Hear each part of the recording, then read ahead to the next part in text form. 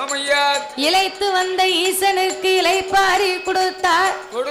படி இழந்த ஆண்டவனுக்கு பாலும் பழமும் கொடுத்தாளாம் அந்த பார்வதா தேவி. அவெல்லாம் பொண்டாட்டி. அவெல்லாம் பொண்டாட்டியா? நம்ம பொண்டாட்டி இருக்காள. என்ன நாமெல்லாம் வெளில படிச்சுட்டு வீட்டுக்கு போனோம்னா அசேதியா போனோம்னா சரி என் பொண்டாட்டி வாசல்ல சட்டாப்பையோட நிக்கா. அது எதுக்கோ? எதுக்கு சட்டாப்பையோட நிக்கான்னா நான் வெளில படிச்சு கொண்டு போய் ரூபாய் கையில கொடுத்தோம்னா எனக்கு தோசை சுட்டு கொடுப்பா. சரி ரூபாய் கொடுக்கலன்னா என்ன இவா சட்டாப்பைட்டு அடிக்கிறதுக்கு வாரா. இல்ல ரெண்டு பூஜை கொடுப்பா. நம்ம பொண்டாட்டி ரூபாயை கொடுத்தா தோசை. ஆமா இல்லைன்னா சட்டாப்பையில ரெண்டு பூசை. சட்டாப்பைட்டு ரெண்டு பூசை கொடுத்து நிக்கா. சரிதானே? அப்ப நம்ம பொண்டாட்டி இப்படி இருக்கா. ஆனா பார்வதி அப்படி இல்ல. அதாவது அந்த காலத்துல ஆனா பிறந்த ஆம்பளை சரி அதிகாலை 5 மணிக்கு எழுந்திரித்து சரி தோல்ல ஒரு மம்பட்டியும் தூக்கி போட்டு சரிதான் காடுகரைக்கு வேலைக்கு போவாராம். சரிதான். அப்ப வேலைக்கு போனார்னா பேயாமல பெருமலையில வீரச்சமத்த விக்ரமாதித்தனுக்கு சரிதான் ஒரு கோட்டை விதப்பாட்டையும் ஒத்தையிலே வரப்பட்டு வாராம். ஆமா 21 மரக்க விதப்பாட்டை வெட்டி இருக்காரு. ஆமா சரி ஒரு கோட்டை விதப்பாட்டையும் ஒத்தையிலே வரப்பு வெட்டினார்னா என்னய்யா அவருக்கு சம்பளம் எவ்வளவுங்க? எவ்வளவு? அப்ப 1.25 ரூபா. என்ன ரொம்ப குறைவா தெரியுது? 1.25 ரூபான்னு அப்ப பெரிய துட்டு தாத்தா. ஆமா துட்டுக்கு ரொம்ப மதிப்பு. ஆமா அந்த காலத்துல 1.25 ரூபா இருந்தா ஆமா பதக்கு விதப்பாடு வாங்கலாமா. அடே அப்பா வாங்கியிருக்காங்க. எங்க தாத்தாலாம் 3 ரூபாய்க்கு இடம் வாங்கி போட்டாரு. சரி இன்னைக்கு 3 லட்சத்துக்கு வேணும். அப்படியா? 30 லட்சத்துக்கு வேணும். அடே அப்பா 3 ரூபாய்க்கு வாங்கின இடம் இருக்கா? கையோ தெரிக்கியா? நீர் தான் வித்து நக்கிட்டீர. இது பாத்திரமோ கிணறு தூக்கிட்டா போயிருவாங்க. கிணறு அங்கனே தான் இருக்கு. அது 4 பங்கு. அது இவங்க பங்காளி கிடையாது, வேற பங்காளி. 8.25 பங்கு. சரி நீர் தான் ராத்திரியோட ராத்திரியா தூக்கிட்டு போயிட்டாரு. அதான் கிணத்தை சுத்தி பெரிய பெரிய மரங்கள் முளைச்சிட்டு அதனால இப்ப கிணத்தை காணும்னு தேடிக்கிட்டு இருக்காங்க. மூடிட்டு சரி அம்மா இதெல்லாம் எப்படி? போலீஸ்ல வேணா கம்ப்ளைண்ட் கொடுப்போமா உங்க மேல? அடியப்ப ஒரு ஆள் போலீஸ் அதான ஓடி போயிட்டாரு. ஓடி போயிட்டாரு. அம்மா அதாவது அவர் ஒரு கோட்டை விதப்பாட்டையும் ஒத்தையிலே வரப்பு வெட்டி எறிந்தார்னா அவருக்கு சம்பளம் 1.25 ரூபா. அந்த 1.25 ரூபா சம்பளத்தை வாங்கிட்டு வந்து வீட்டுக்காரி கையில கொடுத்தா பெண்ணா பிறந்தவா இனிவா 50 பைசாவுக்கு அரிசி வாங்குவா, 4 ரூபாய்க்கு உப்பு புளி வாங்குவா. சரி மிச்சம் எவ்வளவு இருக்கு? இன்னும் 60 ரூபா இருக்கு. 60 ரூபாய் மிச்சம் பண்ணுவா டெய்லி. அடே அப்பா அப்ப வந்து விலைவாசி கம்மி. ஆமா சம்பளமும் கம்மி. இப்ப விலைவாசி அதிகம். ஆமா சம்பளமும் அதிகம். அதான ஒரு நேரத்துல ஆமா 75 பைசா. ஆமா நான் சின்ன பிள்ளையா இருக்கும்போது எங்க அப்பா எனக்கு 5 பைசா கொடுப்பாரு. உடனே கடைக்கு ஓடுவேன். சரி அண்ணாச்சி கடைக்கார அண்ணாச்சி எனக்கு ஆரஞ்சு வில்ல கொடுங்க 5 பைசாக்கு அப்படிம்பேன். ஒரு வில்ல வந்து 1 பைசா. ஒரு விரத்தம் எப்படி இருக்கும்? ஆமா 5 ஆரஞ்சு வில்ல கொடுப்பாரு. நான் மாம்பழக்கும் வாயில போட்டு சூப்பிக்கிட்டு இருப்பேன். ஆமா 5 பைசாக்கு வாங்கி. இப்ப ஆரஞ்சு வில்லையும் வரல, வந்தாலும் புளியும் கொட்ட மாதிரி இருக்கு. மிச்சம் ஆரஞ்சு வில்ல இருந்தா உழுக்கா இருக்கு.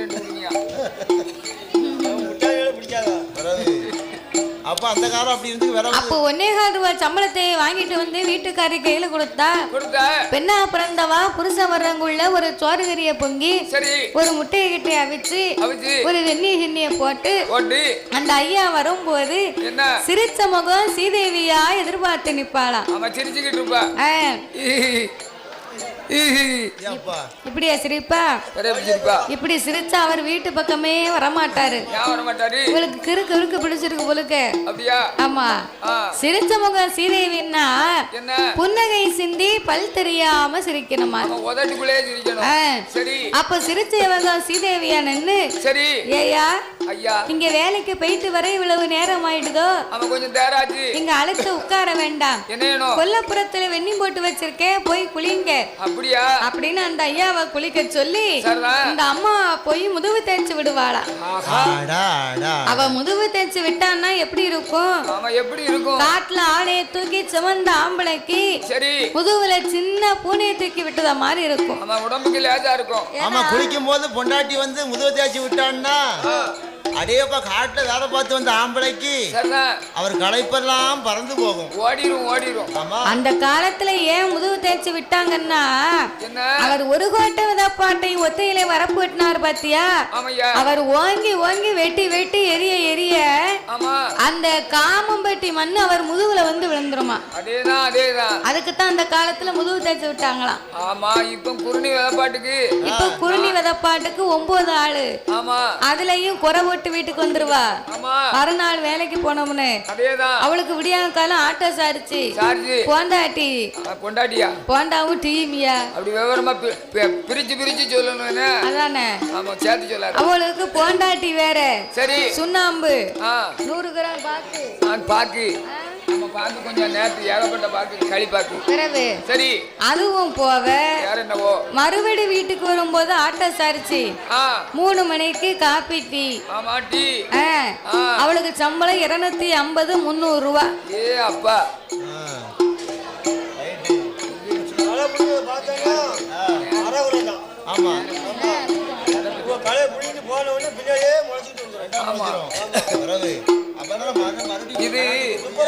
அப்போ அந்த காலத்துல இவங்க 5 பேரும் 6 பேரும் சேர்ந்து என்ன இதாங்க பழக்க விடுவோம். ஆமா, வில்லு படிக்காங்களா, கோயிலுக்கு வந்தீங்கல்ல, நாங்க என்ன படிக்கோம், யாது படிக்கும், என்ன சொல்ல போறாங்க அப்படின்னு கொஞ்சம் கவனம் வேண்டாமா?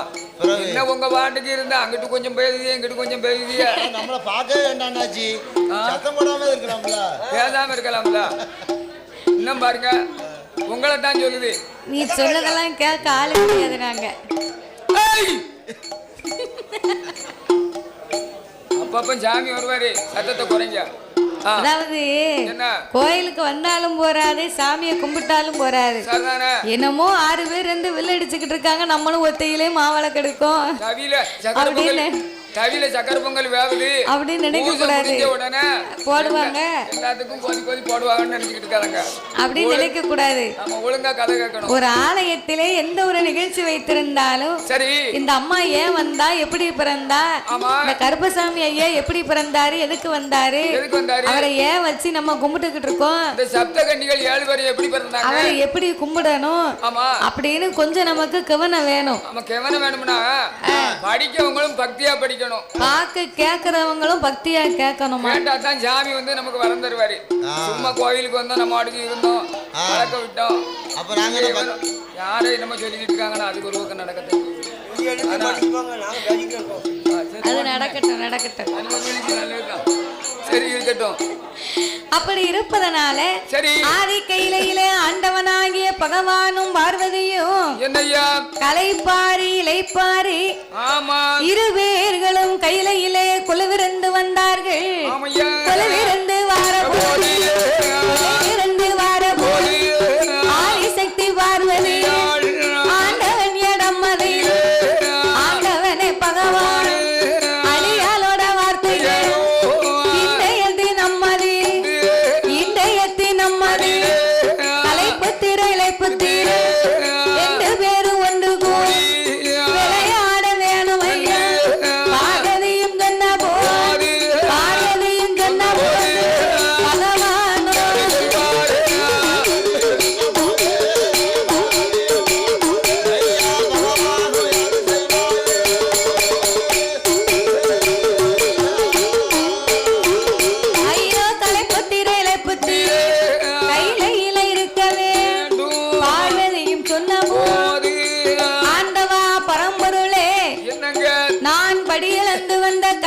தீர்ப்பதற்காகவும் இரு பேர்களுமாகவே ஒன்று கூடி சின்னஞ்சிறிய விளையாட்டு ஒன்று விளையாட வேண்டும். சின்னஞ்சிறு விளையாட்டு விளையாடணுமானா என்ன விளையாட்டு விளையாட? என்ன தட்டாங்கல் விளையாடுவோமா? தட்டாங்கல் விளையாடணும்னா அது சின்ன பிள்ளைங்க விளையாடக்கூடிய விளையாட்டு. சரி, வேற என்ன விளையாட்டு விளையாட? கிச்சி கிச்சி தம்பளம் விளையாடுவோமா? அது என்ன கிச்சி கிச்சி தம்பளம்? கிச்சி கிச்சி தம்பளம் கியா கியா தம்பளம் கிச்சி கிச்சி தம்பளம் கியா கியா தம்பளம். நான் வச்ச திரிய நீ எடுக்க வேணும், நீ வச்ச திரிய நான் எடுக்க வேணும். கிச்சா கிச்சா கிச்சா. தாத்தா கிச்சி கிச்சி தம்பளம் கியா கியா தம்பளங்கிய அதுவும் ஒரு காலத்துல சின்ன பிள்ளைங்க தான் விளையாண்டாங்க. ஆமா விளையாண்டாங்க. இப்பமெல்லாம் விளையாட முடியாது. வேற என்ன விளையாட்டு விளையாடலாம்? வேற என்ன விளையாட்டு விளையாடுவோம்? என்ன விளையாடுவோம்? வேற என்ன விளையாட்டு விளையாட? நொண்டி அடிப்போமா? நொண்டி அடிச்சு விளையாடவா? அதுக்கு உனக்கு முட்டுல பிளம் இருக்கா? குழலாடி கிடக்கு முட்டெல்லாம் அந்த விளையாட்டு விளையாட முடியாது. ஆத்துக்குள்ள இறங்க போனேன், கலவுப்புற இறக்கும் வலிக்கு என் பாட்டுக்கு மக்கமது ஆக பின்னாடி பிடிச்சேன். இவர் வந்து பிடிச்சி தண்ணிகள் ஓட்டு முக்கி கூட்டிட்டு வந்தாரு. அது வேண்டாம். அப்ப நடக்கே தும்பு இல்லையே, நீ எங்க நொண்டி அடிச்சு விளையாட போட? இன்னொரு விளையாட்டு விளையாடுவோமா? கபடி தான். கபடி கபடி கபடி கபடி கபடி கபடி கபடி கபடி கபடி. அப்ப இந்த விளையாட்டெல்லாம் விளையாடணுமான உடம்புல தெம்பு வேணும், மனசுல தைரியம் வேணும், விளையாடு தெரியணும். அப்படி இருப்பதனால களைப்பு தீர இளைப்பு தீரணுமானா நாமல் கையிலே விளையாடி இருக்க வேணும் என்று ஆண்டவனும் பார்வதா தேவியுமாக சொக்கட்டங்கால் மண்டபத்தில் சொக்கட்டங்கால் மண்டபத்தில் சோவியது தான் பரத்தி விளையாட வேணும் என்று சொக்கனோடு பார்வதியோ சிவத்தை தரை விரித்து மெத்தை மேலே அமர்ந்து கொண்டு சொக்கனோடு பார்வதியோ சோவியது தான் பரத்தி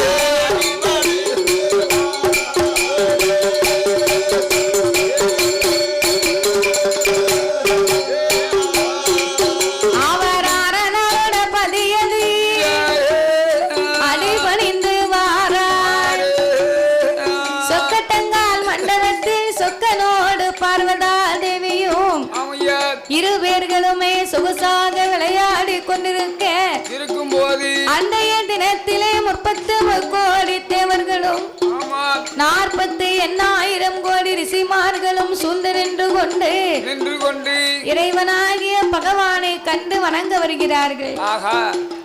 ஆண்டவனை கண்டு வணங்க வேணும் என்று அவர்கள் எப்படி வணங்குகின்றார்கள்? எப்படி?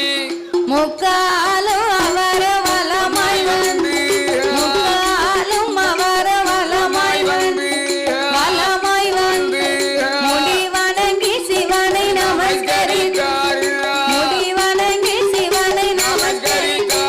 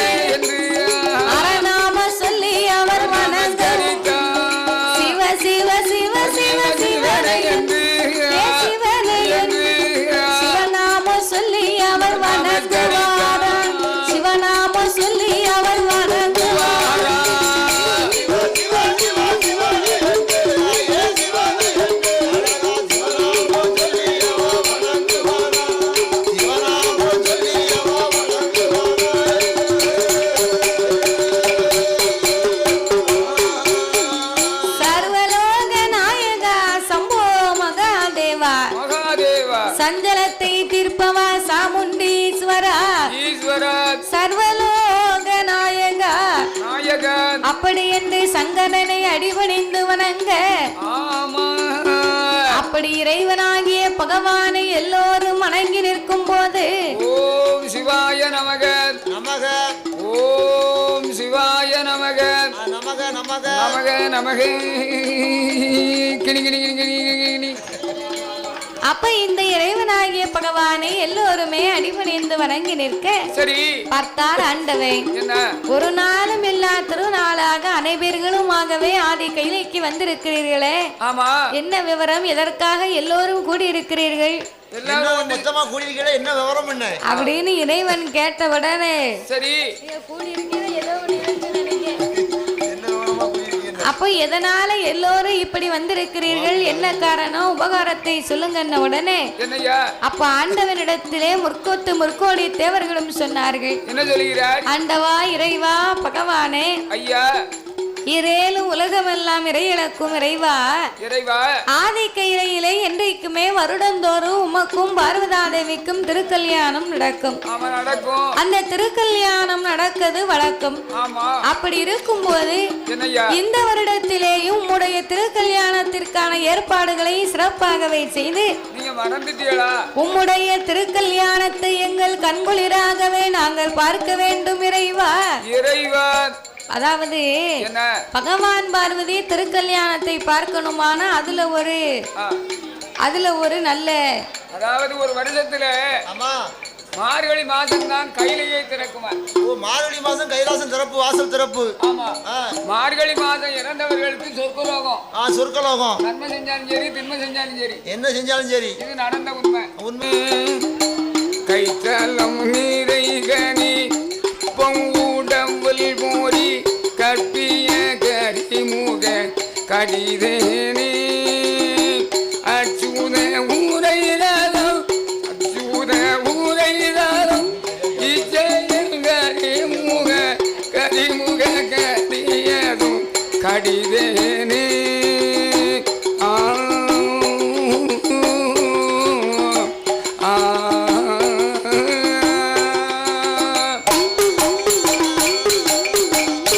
பசனையினுடைய அந்த மார்கழி மாசம் 1ஆம் தேதி பசனையினுடைய முதல் பாட்டு இது. ஓ, இப்படிதான் முதல்ல பஜனை படிப்பாங்க. சிறுவனா இருக்கும் போது படிச்சது யாவும். அடே அப்பா, அது அப்ப படிச்சது. அப்படி இருக்கதனால அம்மா மார்கழி மாசம் 18ஆம் தேதி புதன்கிழமை சித்தியோகம் கூடிய சுபதனத்தில் அன்று காலை 10 மணிக்குள் திருமணம் உத்தமம் வருஷந்தோறும் நடத்துவது வழக்கம்.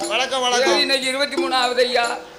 என்ன கல்யாணத்தை பத்தி பேசாம இருக்கிற பகவானே. அதானே அப்படி என்று சொல்லி ஆதி கையிலே தேவாதி தேவ முனிவர்கள் எல்லாம் கூடியிருக்க உங்களுக்கு ஆண்டுதோறும் திருக்கல்யாணம் நடக்குமே, இன்னும் அதற்கு தாமதமாகுகின்றதே.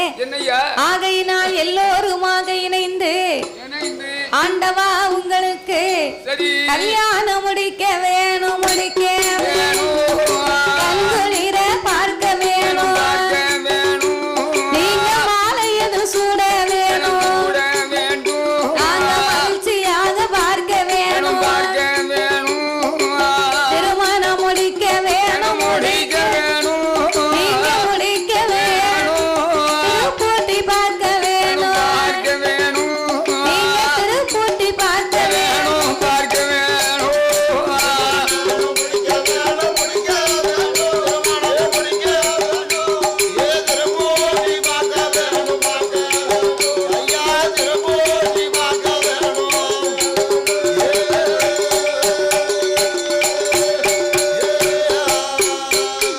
அங்கே தேவர்களும் மூவர்கள் சிவனாரிடம் சொன்னபோது அப்ப ஆண்டவன் தான் பகவான், அவரோ அப்படியே ஆட்டுமென்று ஆதிவல்லி கையிலையே திருக்கல்யாணம் முடிக்கணும், திருப்பூட்டி பார்க்கணும், மாலை மனம் முடிக்கணும், உங்களை மகிழ்ச்சியாக பார்க்க வேணும் என்று தேவர்கள் மூவர்கள் எல்லாம் சொன்னபோது அப்பந்தான் சிவபெருமான் சொன்னார், அப்பா தெய்வ முனிவர்களே, நீங்கள் சொன்னபடியாகவே ஆண்டுதோறும் திருக்க திருக்கல்யாணம் நடக்கும். இன்றைய ஆண்டிலேயும் எங்கள் இருவேர்களுக்கும் திருக்கல்யாணம் முடிக்கணுமானால் பார்வதிக்கு சம்மதமேயானா இந்த பகவானுக்கும் சம்மதம் அப்படின்ன உடனே சக்தியின் இடத்திலே சம்மதத்தை கேட்டார்கள். பார்வதியோ வாயை திறக்காமல் மறுவார்த்தை பேசாமல் பொன் சிரிப்பாகவே சிரித்தார். மௌனம் என்பது சம்மதத்துக்கு அறிகுறி என்பார்கள். பார்வதா தேவி பொன் சிரிப்பாகவே சிரிக்கும் போதே தெரிய வேண்டாமா? அந்த காலத்துல பெண்ணும் மாப்பிளையும் நேர போய் பார்க்கறது கிடையாது. பார்த்ததே கிடையாது. தாயும் தந்தையும் தகப்பனாரும் தாயும் போய் ஒரு மகனுக்கு ஏற்ற பெண்ணை பார்ப்பார்கள். பார்த்த உடனே சரி ஐயா இன்ன ஊர்ல இன்ன இடத்துல உனக்கு பெண்ணும் பார்த்திருக்க ஐயா அப்படின்னு சொன்னா அந்த பையன் என்னையும் தெரியுமா என்ன செய்வான்? அப்படியே கால பெருவிரலை தேய்த்து அப்படியே தலை கவிந்து மகனமாக நிற்பானா. அப்படியே மௌனமா நிற்பானா. மகனமாக இருந்தால் அது சம்மதம்னு அர்த்தம். சம்மதம்னு அர்த்தம். பெண்ணிட்ட கேட்கும் போது அம்மா அம்மா மகளே அம்மா ஏ மகளே உனக்கு வயசு 23 வயசு ஆயிட்டு பாத்து உனக்கு ஒரு ஏத்த மாப்பிள்ளை பாத்துருக்கோம். உனக்கு எப்படி உனக்கு சம்மதம் தானான்னு சொன்னா தாய் தாப்பனுடைய பேச்சை மதிச்சு அப்படியே தரை பெருவிரலை கொண்டு தேய்த்து கவிழ்ந்து நின்றால் சம்மதத்துக்கு அறிகுறி. சம்மதத்துக்கு அறிகுறி. இப்போ யாரும் தாய் தாப்பன் போய் பெண் பார்த்துட்டு வந்திருக்கோம்னு சொன்னா இப்ப தாய் தகப்பங்க பெண்ணு பார்க்கவே போக வேண்டாம். பிள்ளைகளே பொண்ணை பார்க்கு பொட்ட பிள்ளை மாப்பிள்ளை பார்த்துக்கிடுவோம். ஆம்பளை பிள்ளை பொண்ணு பார்த்துக்கிடுவான். செல்போன்ல முக்காவாசி கல்யாணம் முடிஞ்சு போகுது. செல்போன்ல கல்யாணம் முடிச்சாச்சு. தாலி ஒண்ணுதான் கட்டளை பார்த்துக்கோ. மற்றெல்லாம் குறைவில்லை. நீ சொல்லலாம் சரிதான். ஆனா நான் நிறைய செஞ்சு போட்டிருக்கேன். மொய் ஏகப்பட்ட பங்கனுக்கு போயிருக்கேன்டா. ஆமா எனக்கு தாய் தகப்பனுக்கு இருக்கக்கூடிய இன்றைய கால வருத்தம் அதுதான். நான் ஒன்ன வச்சுதான் வசூல் அப்ப நான் 1-2 செய்யல. ஒரு வீட்டுக்கு 5-5 ரூபா செஞ்சு போட்டிருக்கேன். 5 ரூபா தானே அந்த காலத்துல இவ்வளவு தானே செய்வாங்க. ₹1 3 ரூபா 5 ரூபா தான் செய்வாங்க. அதை பிரிக்கணும்னாலுமே ஒரு பெரும் போடுதா வச்சாதான் அந்த ரூபாயை பிரிக்கலாம்னு நினைச்சுக்கிட்டு இருக்கேன். நீ என்னடானா எனக்கு அந்த பெண்ணை பிடிச்சிருக்கு நான் காதல் பண்ணுதம்னு சொல்லிக்கிட்டு இருக்கியப்பா. அவசரப்பட்டாத அப்படி இப்படி எதுவும் பண்ணிடாத. அம்மாவா உனக்கு ஏற்பாடு பண்ணி கல்யாணம் முடித்து வீட்டு சம்மதத்தோட உன் திருமணத்தை நடத்துவோம்ப்பா அப்படின்னு பெத்தவங்க மறுபடி பிள்ளைகளை சமாதானம் பண்ணி அதுக்கு பிறகு கல்யாணம் முடிச்சு மொய்யெல்லாம் வசூல் பண்ணுவா பாத்துக்கோ. அத மாதிரி கைலாசத்திலே பகவானுக்கும் பார்வதிக்கும் சம்மதம் என்று சொல்ல இரு பேர்களுக்கும் திருமணங்கள் என்று சொல்லி 14 உலகத்திலேயும் இறைவனாகிய பகவானுக்கு திருக்கல்யாணம் என்று சொல்லி இந்திரலோகம் அந்திரலோகம் சந்திரலோகம் வாயு லோகம் அருணலோகம் சக்தி லோகம் சிவலோகம் அவங்க லோகத்துல உள்ளவங்க அத்தனை பேரும் ஆண்டவன் திருக்கல்யாணத்திற்காக ஒவ்வொருவரும் ஒவ்வொரு பணிகளை செய்து கொண்டிருக்கிறார்கள். கல்யாணம்னா முதல்ல யாருக்கு அட்வான்ஸ் கொடுக்கணும்? முதலாவது பூவுக்கு தான் கொடுப்பாங்க. அதான பெரிய மனுஷங்கது. முதலாவது பூவுக்கு தான் அட்வான்ஸ் கொடுக்கணும். ஆமா அதுக்கு பிறகுதான் மேளத்துக்கு அட்வான்ஸ் கொடுப்பாங்க. புஷ்பக்காரரை வரவழைத்து சரி பூவரைக்கு சொன்னார்கள். ஆமையா பிறகு மேளம் பந்தலு தட்டாறு கொண்டு வந்து கல்யாணம் முடிக்கும் போது நம்ம பிறகு வந்துட்டோம். மாப்பிள்ள வந்தாச்சு. சரி அதோடு மட்டுமல்லாமல் என்னையா பந்தல் அலங்காரமும் செய்ய வேண்டும். தட்டாரிடத்திலே தாலி நெய்ய சொல்லி கல்யாண ஏற்பாடு கைலாசத்திலே கடவுளுக்காகவே கடவுடலாகவே சிறப்பாகவே செய்து கொண்டிருக்கிறார்கள். அப்படி திருமணங்களையே செய்து கொண்டிருக்கின்ற போது ஏற்பாடுகள் நடக்குதையா ஆதி கைலாச வாசலில் அந்த கடவுளுக்கு திருமணம் தான் வெகு சிறப்பாக நடக்குதையா. கொட்டகையால் அலங்கரித்து பந்தலது போடுவாரா அங்கே பாக்கு மரம் கொண்டு வந்து பந்தலெல்லாம் அலங்கரித்தார். அன்னி மரம் கொண்டு வந்து அவர் வாசல் எல்லாம் அலங்கரித்தார். சமூகங்களை கொண்டு வந்து அந்த கால்கள் எல்லாம் அலங்கரித்தார். அவரை சம்பாலி